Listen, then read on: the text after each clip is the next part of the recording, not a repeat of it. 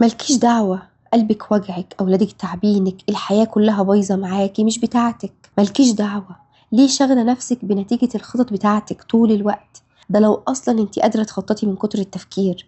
هتقوليلي يا مروة ازاي يعني؟ طب أعمل ايه في حياتي؟ سيبها كده وأكون سلبية؟ أنا ما قلتش كده. مساء الخير، أخباركوا ايه؟ يا رب تكونوا بخير. في الفيديو ده ان شاء الله هقولك على ناس كتير جربوا ان هم يسيبوا حياتهم، بس هقولك يسيبوا حياتهم ازاي ويسلموها كده لربنا زي ما توديهم. هتقوليلي يا مروة يعني خلاص ادخل انام دلوقتي؟ انا ما قلتش كده برضه. وعلشان اوضح لك التساؤلات اللي جواكي اكتر هقولك على قصة عن عيلة بسيطة جدا مكونة من ام وطفلة. الطفلة دي عندها 6 سنين، والاب كان بعيد بيشتغل ويرجع لهم كده مرة في الاسبوع. في يوم بالليل الدنيا كانت بتمطر مطر شديد، والام عمالة تعيط وحزينة جدا على بنتها. يا ترى ليه؟ لأن بنتها كانت حرارتها مرتفعة جدا ومش معاها تمن العلاج. ملقتش حل بقى غير إن هي تلجأ لربنا سبحانه وتعالى. فضلت تدعي وتقول اللهم لا رب سواك أدعوه. فجأة الباب خبط. الأم فتحت بسرعة، لقت واحد معاه سماعة كده وشنطة وهيئته دكتور. الدكتور جه من آخر المدينة بيقول لها وكده متلهف فين الطفلة؟ قالت له جوه جوه. قال لها خديني ليها بسرعة. الأم أخدته ليها بس وهي حيرانة ومستغربة جدا هو في ايه. الدكتور خرج كل اللي في الشنطة معاه وكشف عليها واداها الدواء وقال لها الحساب 500 جنيه. الأم استغربت جدا وقالت له والله ما معايا فلوس خالص يا ابني. اتعصب جدا وقال لها طب ليه اتصلتوا عليا في وقت متأخر كده؟ الأم قالت له والله يا ابني أنا ما اتصلتش عليك ولا اتصلت بحد أصلا، احنا أصلا ما عندناش تليفون. قال لها مش ده بيت فلان؟ قالت له لا. قال لها يبقى أكيد جيرانكم اللي جنبكم وربنا بعتني ليكم. وبعد كده بقى بيبعت لها راتب شهري. انت متخيلة عظمة ربنا سبحانه وتعالى في إنه يستجيب لست غلبانة في عز المطر؟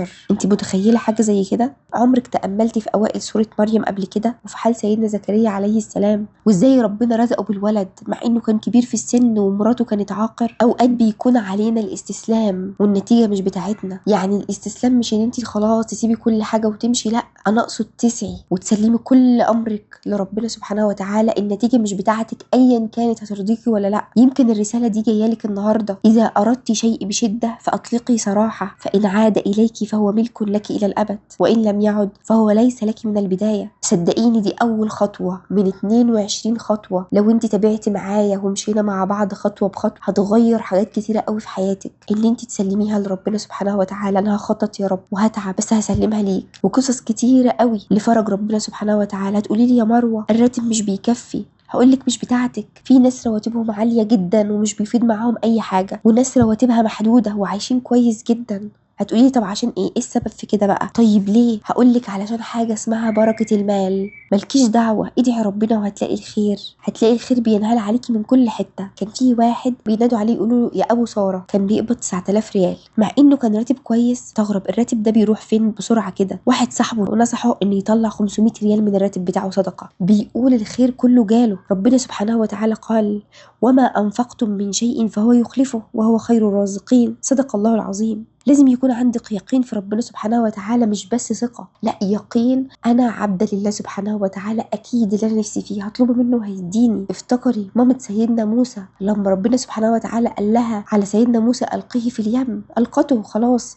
هي خايفة وحزينة عليه بس واثقة في ربنا سبحانه وتعالى، عندها يقين. تخيلي انت لو مكان الأم دي، هل هيكون عندك اليقين ان تحطي ابنك في اليم كده وتسيبي الميه تاخده كده؟ اشك في حاجه زي كده صراحه. احنا لازم نوصل لليقين ده في ربنا سبحانه وتعالى، ان اي حاجه ربنا سبحانه وتعالى بيعملها لنا خير حتى لو كان ظاهرها شر. افتكري سوره الكهف وافتكري سيدنا الخضر وهو مع سيدنا موسى عليه السلام. سيدنا موسى ما كانش عارف ليه يخرم السفينه، ليه يعمل فيها ثقب، ايه السبب؟ طب بتأذيهم ليه؟ ده هم عاملوك كويس. وقال له وكيف تصبر على ما لم تحط به خبرة؟ انت مش عارف الحكمة. بس ربنا سبحانه وتعالى وراهم الحكمة. لما الراجل الظالم جه من بعيد لقى السفينة معيوبة، فايه اللي حصل؟ ساب السفينة. هم دلوقتي عرفوا الحكمة وعرفوا حكمة ان السفينة فيها عيب، ان ربنا كان بينقذهم ما كانش رايد لهم الأذى. لكن في اوقات كتيرة قوي هيحصل لنا ابتلاءات في حياتنا بس مش هنبقى عارفين الحكمة. زي بالظبط الأم والأب اللي سيدنا الخضر قتل ابنهم. هم لغاية ما توفوا ما كانوش يعرفهم الحكمة ايه، ولا يعرفهم انه ابنهم ده هيطلع عاق وعاصي. وبنسبة كبيرة قوي فضلوا يدعوا على اللي قتل ابنهم وما عرفوش الحكمة. فاحنا ماشيين في حياتنا كده لازم نعرف ان في ابتلاءات وفي حاجات معيوبة في حياتنا. هنبقى متخيلين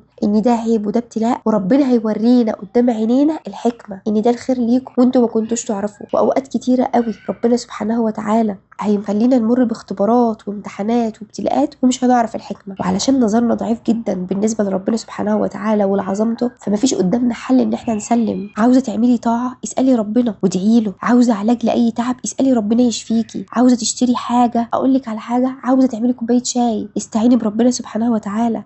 احنا من غير ربنا ولا حاجة. يلي الدنيا ضاقت عليكي ارفعي ايدك للسما وما تقوليش هيحلها ازاي، ده بيسمع دبة النملة، معقولة مش هيسمعك؟ بيقولك ايه؟ بيقولك سيفتح الله بابا كنت تحسبه من شدة اليأس لم يخلق بمفتاح. انت متخيلة ان ربنا سبحانه وتعالى هيفرجها عليكي؟ وخدي البشارة مني يا ستي، بإذن الله ربنا هيفرجها عليكي، وكل اللي تعبك في حياتك ربنا هيفكه عليكي. بس هي الدنيا كده، دي دار اختبار، دي مش الجنة. الجنة في الآخرة ان شاء الله. ابن تيمية بيقولك ايه؟ بيقولك لا تفكرن وثق بالله إن له ألطاف دقت عن الأذهان والفطن، يأتيك من لطفه ما ليس تعرفه حتى تظن الذي قد كان لم يكن. ودي أول خطوة من الخطوات اللي هتغير حياتك إن شاء الله. ولو عاوزة تكملي باقي الخطوات اعملي لايك واشتركي في القناة، ما تنسيش تقوليلي في الكومنتات إن انت من النهاردة إن شاء الله هتبدأي تسلمي كل حياتك لربنا سبحانه وتعالى. والسلام لقلبك.